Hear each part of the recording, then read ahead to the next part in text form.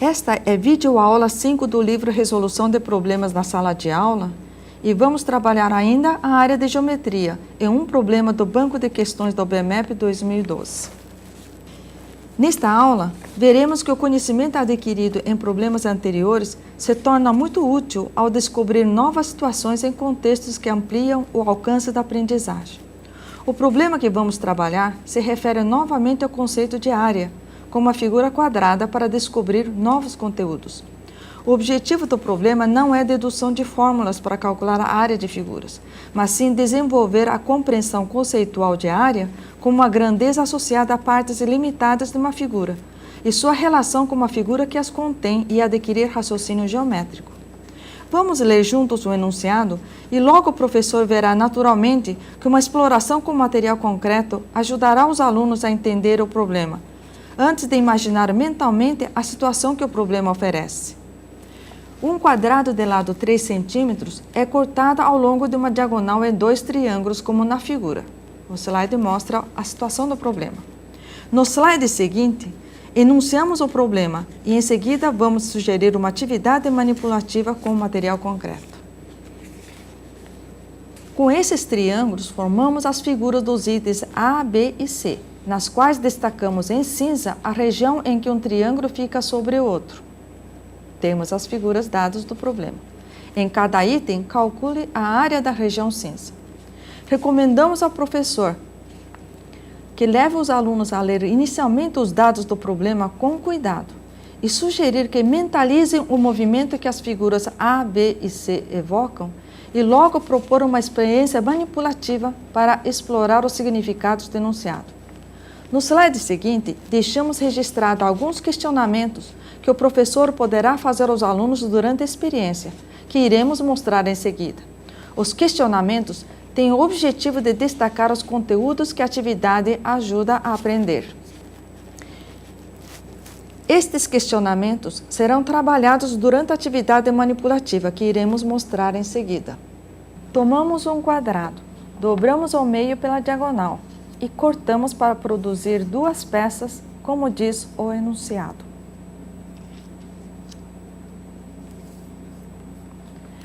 Para produzir os dados, manipulando as peças, usamos uma régua como suporte. Fixamos uma das peças e movimentamos a outra a partir do ponto inicial em que não há superposição. Começamos a movimentar a peça da direita para a esquerda, observando a parte sobreposta. O problema solicita a área desta parte comum.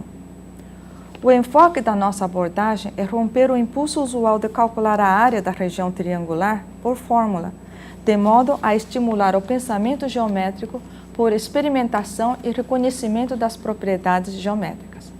Os riscos auxiliares verticais ajudam a reconhecer tais propriedades. Primeiro fato que se nota é o mesmo tipo de figura que se forma na sobreposição, que são triangulares.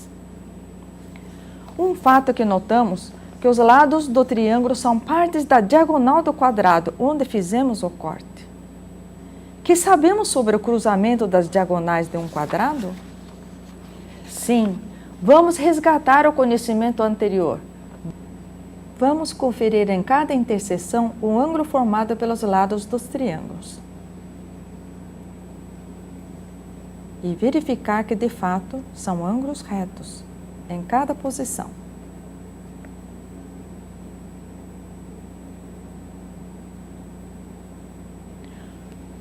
Os riscos verticais auxiliares ajudam então a compor uma figura conhecida em cada posição do movimento. Podemos deduzir qual é tal figura? Sim, um quadrado se forma, do qual o triângulo de interseção é a 4ª parte dele.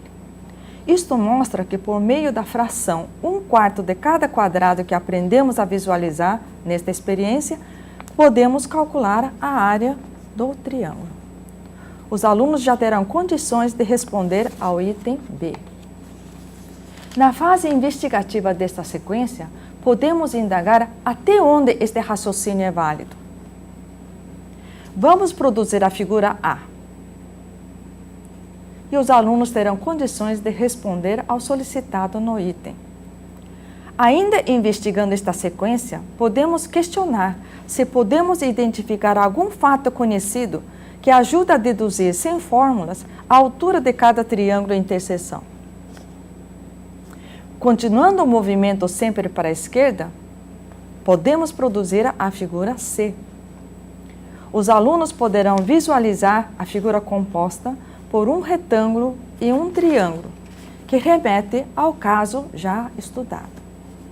É nosso desejo ter mostrado as possibilidades de resolver um problema de geometria sem depender de fórmulas. Em seguida, vamos mostrar as possibilidades de usar geometria dinâmica nas explorações deste problema. O problema 37 dá a medida do quadrado como sendo 3 centímetros. Um estudo com arquivo GeoGebra permite explorar o problema sem depender deste dado numérico. Esta atividade dinâmica tem como objetivo descobrir e explorar as propriedades geométricas do problema, em situação genérica de um quadrado qualquer, permitindo ampliar a compreensão do fenômeno relacionado com o quadrado, triângulo isósceles e semelhança de triângulos. Observamos que nós podemos manipular o tamanho dos dados para um quadrado genérico. Observamos a posição das duas peças triangulares como fizemos com material concreto. Nós podemos manipular colocando na posição inicial que nós fizemos com material concreto. Fazendo o movimento de direita para a esquerda, nós produzimos a interseção dessas duas peças triangulares. Como podemos provar que o triângulo de interseção é sempre isósceles?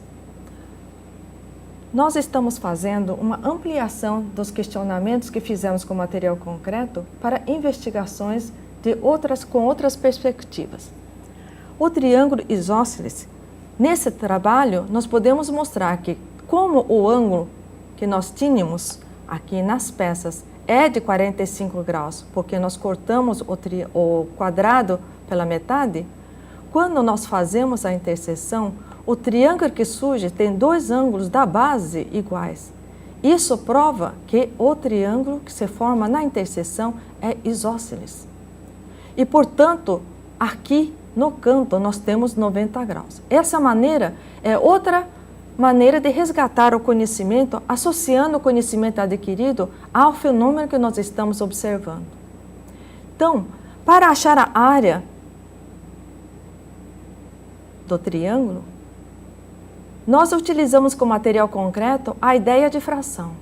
Aqui nós podemos ver a altura dinamicamente se modificando. Será que nós temos condições de saber qual é a altura sem fazer os cálculos? Sim, no material concreto e com todos os conhecimentos que temos, nós já sabemos que essa parte, essas linhas verticais auxiliares, forma um quadrado e, portanto, esse ponto, que é o encontro das diagonais formando em 90 graus, esse é o ponto médio. Ponto médio da própria altura. Portanto, para cada distância que nós temos aqui em comum, nós sabemos dizer qual é a altura desse triângulo.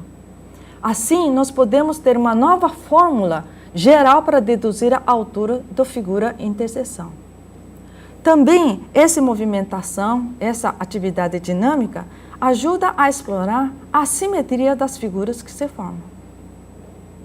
Continuando o movimento do segundo triângulo, essa é a posição limite. Continuando, o que representa agora a linha auxiliar que se forma?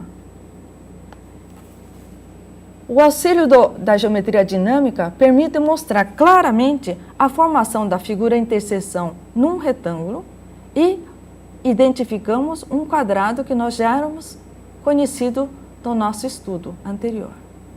Dessa maneira, nós podemos utilizar das facilidades da geometria dinâmica para explorar propriedades que seria difícil manejar somente com o material concreto. Observamos finalmente que um problema de matemática permite avançar nos conhecimentos adquiridos. E é interessante o fato que este problema, com esta atividade, pode ser abordado no nível médio com modelagem por meio de funções, podendo ser potencializado com estudo dinâmico da GeoGebra por meio de gráfico de funções.